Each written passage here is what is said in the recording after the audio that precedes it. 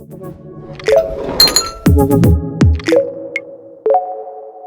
about the elephant in the room. Yeah. All right, Ariel. Yeah. So let's do it. Let's talk about the elephant in the room because there's only two elephants in this room right now. Right. You and I. So we're missing Brent and we're missing Ryan Barry, our two former faces in Pints with Ayre. Indeed. So where are our friends? Yeah. So I think most listeners, watchers know, Brent moved on earlier in 2022. So we're approaching a year ago now, where Brent moved on to I want to say greener pasture, but he moved on to Orlick, which is based much closer to his residence in Oregon, and it was a pretty good fit for him. And it was time for him to move on. We miss him dearly. He brought a lot to especially to our international sales. He was a great asset to us. So he's moved on. I know we haven't done a session of Pints with Ayre since he left. We stopped doing those a little before then. And with Ryan, and with Ryan, I certainly apologize. We haven't publicly announced anything, and we really probably should have. We've just been so slammed here at the factory lately. Ryan was under a lot of stress here, keeping this boat running, and another opportunity fell into his lap that he had a hard time passing up. That should be a bit more stress-free. And again, Ryan really gave his heart and soul to this for many years now. And so he has moved on, and we were sorely missing him. So part of the reason why we haven't said anything is because we had hoped to have some more things in place and make a very solid announcement about what's exactly is happening. But we've been so busy, and we're still working on what this next phase looks like, and what the personnel is going to look like. We are still moving forward. We're not throwing in any towels. We've got big plans, but fact is, Ryan's no longer here, and we miss him, and we're gonna keep trucking. Yep, and thanks to those dudes for their service to Ayre over the years. This company wouldn't be where it is probably without them. We would not. Very much appreciate you guys. All right, ladies and gentlemen, well, welcome back to the reinstallment of Pints with Ayre. My name is Jake Forsyth. I'm your new sales, marketing, and service guru for Ayre, and we are with our Airhead in Chief, Mr. Ariel Brown. Cheers. Welcome back. Cheers. Happy 2023. So I guess, to stay on form, maybe we should just talk real quickly about what we're sipping on today, because this is kind of one of my new favorites, I think.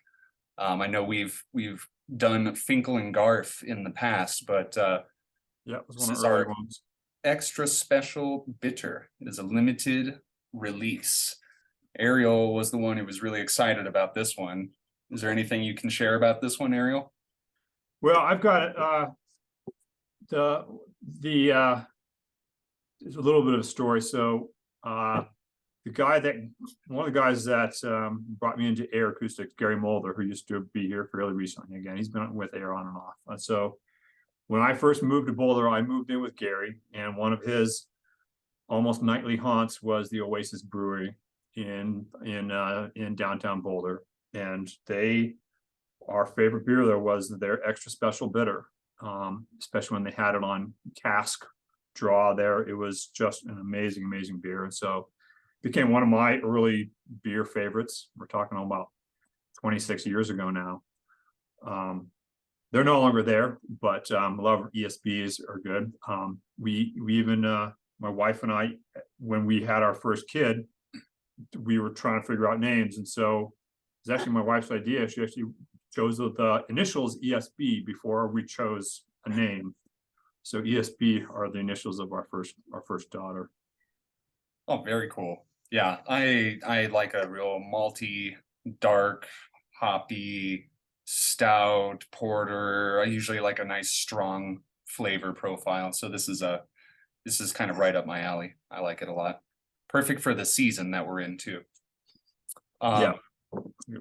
Well, so I have a pretty diverse audio background. I guess since I'm a new face, I might as well share a little bit about Please. that. Because I'm coming in from bringing in a collection of audio experience here. Before Ayre, we'll go back in time. I was with PS Audio for the bulk of the pandemic, really up until this last year when I joined Ayre, and just working on the sales side of things for them, and helping kind of steer some company initiatives here and there with my other previous experience, but mostly working directly with our clients, our end users, taking phone calls and sales. So if there was any of our Ayre followers that called PS Audio within the last couple of years, they might have gotten me on the phone. I'm usually one of the first to grab it. Prior to PS Audio, I had spent a few years as an integrator, actually doing acoustic treatment and integrated audio systems, AV systems for large scale commercial entities. Did a big acoustics treatment job for Oscar Blues and a couple of our other big breweries up here.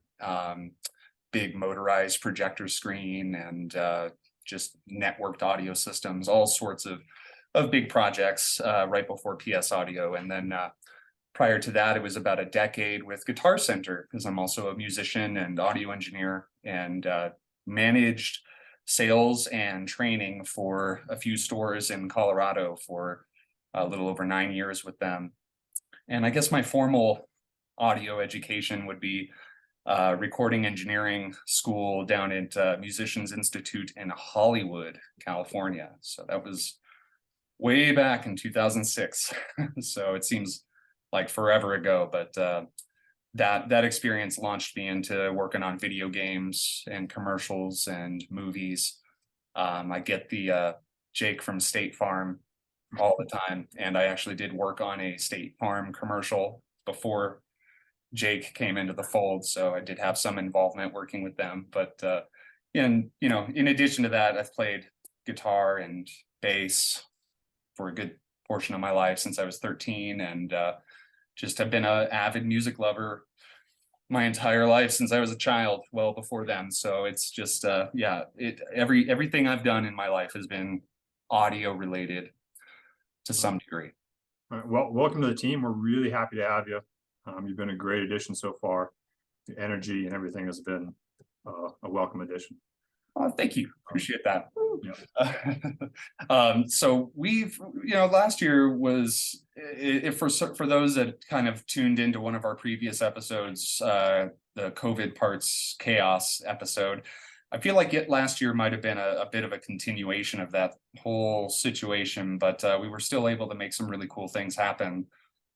We launched a couple new products.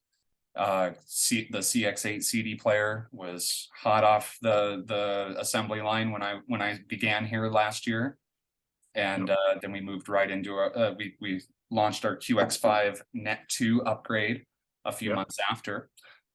So there wasn't much Pints with Ayre activity, but we were very busy bringing some new products to market, huh? Yeah, we've been busy doing a variety of things, but definitely trying to get out those other couple new products. The QX5, the Net 2 upgrade, particularly, it's a really we weren't quite sure what to expect of it. I threw a lot of my new tricks at it, and again, it's one of those things you never quite know just exactly how it is going to perform. But anyway, the big impetus was that our supplier of the network solution came out with a new version of their module, and they discontinued the previous one. So we more or less had to redesign. But so we wanted to make sure that it wasn't just a production change. There was also an actual improvement and an upgrade. So I threw quite a bit at it. And so we have been shipping that for half a year now, since the summer, I believe, if I remember correctly. And regardless, it's been a huge success. It's shocking at some of the improvements it makes. And again, with those network or any USB inputs, there's gonna be a little bit of your mileage may vary based on the quality of your network, and there's various factors that are just the quality, the power quality of the the strength of Wi-Fi signals even within your house and such can affect things like that. But overall, the performance improvement is really remarkable. Yeah, and that's coming off the heels of another upgrade we did with the USB module the year prior, right? So was there much shared technology or design elements from that USB upgrade to this Net 2? Yeah, absolutely. Certainly, in primarily in a revamped voltage, ultra low noise voltage regulation scheme with some new parts are found. And so the ultra low noise power supply built into those boards is now shared, and it's only been used on those two boards so far. And then some really strict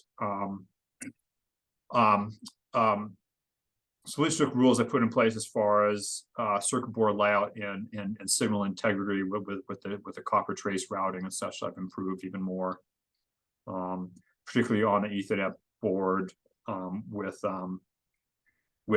some additional handling to be able to do DSD raw communication between the board and our main board, whereas the previous board could only handle the DOP, which is still DSD. It's just packaged to look like PCM just for transport. It's still a raw DSD. The data's not changed, but being able to handle it raw means that we can do twice the bit rate as DOP. And so the Net 2 board already increases the sampling rate. So PCM we can go up to 384 with the new board, and we can do DSD up to 256. I've been pleasantly surprised to hear the amount of feedback on how, even though the sample rates have, or the sample rate capabilities have increased, I've heard across the board noticeable improvements in just the same materials that were being played on that input before. So not even pushing that new sample rate limit, just immediately hearing a difference over the same content that they were hearing before. And so I guess a lot of that has to come from the voltage regulation and some of the better signal transfer to that digital board now. Yeah, I believe so. And so CX8 was another big one for us, because I know that was a few years in the making. We had made an announcement about that. I believe it was Munich a couple of years back, but yeah, we had shown it, and we announced it a few years ago and had been intending to release it, but then events conspired against us in various ways to delay that. So it is finally out and shipping. I'm really happy with its performance. It's based on part of the same platform we've been using for quite a while with the TAC ROM drive, which is a really nice low noise, easy to use transport mechanism. One of the few that was available, and so we've again revised the control software of that, and so I think it's our best operating unit yet. And it has the X8 series display, so it actually provides a lot more information. If there's metadata included on the CD itself, it will actually display whatever is encoded onto the CD. Not all CDs have it, but there are many. There are many that do. I know a lot of our users that have been following us for a long time, or maybe even previous disc spinner owners of ours, would be curious to know this question. But how would you be able to quantify the difference between that and its predecessor, the CX7, or any notable changes that you can point out between those two units there? Yeah, well, I mean, the CX7 is that circuit was designed, more than 15 years ago now. So we've got 15 years of learning and evolution since then. So, the CX8, is our part of our X8 series, and so it's our latest evolution of of our diamond circuitry. Uses our JFET I to V stage. It's certainly the I call it the budget version of our most modern circuitry. So the CX7 was fantastic, and it was a very reliable piece. And there's a lot of lovers of that out there. I know customers who have bought multiple of them just so that they're never ever without one. It's again, the CX8 is just years of evolution of our analog circuitry, as well as even our digital circuitry and our even our PCB stack up and PCB layout skills evolution. It's all into this. So it's an amazing piece, and it has the built-in option for the same as almost all the rest of our X8 series products for the modular USB and Ethernet inputs. We've only been shipping it as the base model so far, with just analog outputs, and it also has the full array of digital outputs. It has AES, EBU, SPDIF, and TOS-Link, and those can be disabled. You can even disable the analog output and use it as a transport if you wanted to. But anyway, it has the input options for those network streaming as well as USB inputs. So it can be a true digital hub. It can be your one digital source that fits your system. Yeah, I love disc-based media, and I think that the timing of the CX8 was just perfect. Last year being the 40th anniversary of, I guess, really consumer accessible CD players. Yeah. I think it was last October that was technically the 40th anniversary for CD playback. So, it's really cool to see that CD is still a viable, widely accepted and used medium. And I think that just like vinyl records have kind of made a comeback, I think that over time people will begin to appreciate what CD or disc-based media has to offer, with raw data being extracted from your hardware with no software company in between that exchange. As well, just the fact that there are certain certain consumer groups of ours that that they've lived with CDs for a long time. They have huge collections. They're not just going to throw them away. I think that the much younger generation may never grow a huge CD collection, but I could be wrong there. But yeah, and just the reliability of it. I know that streaming is really kind of the future, perhaps, but network issues or outages, it's not as reliable as being able to physically put in a disk. It's true. That's true. And we can go down purist rabbit holes, I'm sure, for days regarding transfer of data and Yes. in data integrity and all that. But yes, CD based medium will be a big player in our strategy, I think, for years to come, probably. And on that note, with it being the 40th anniversary of CD, there's more anniversaries to be had, which is really exciting. 1993, Ayre Acoustics began operations, so we are on a 30th anniversary year here. It's kind of a landmark year for the company, huh? Indeed. So 30th anniversary, new year, and we've got probably some amazing new products coming out this year finally to fill out that 8 series lineup that we've been working on for a while. Is there anything that you'd like to share on that?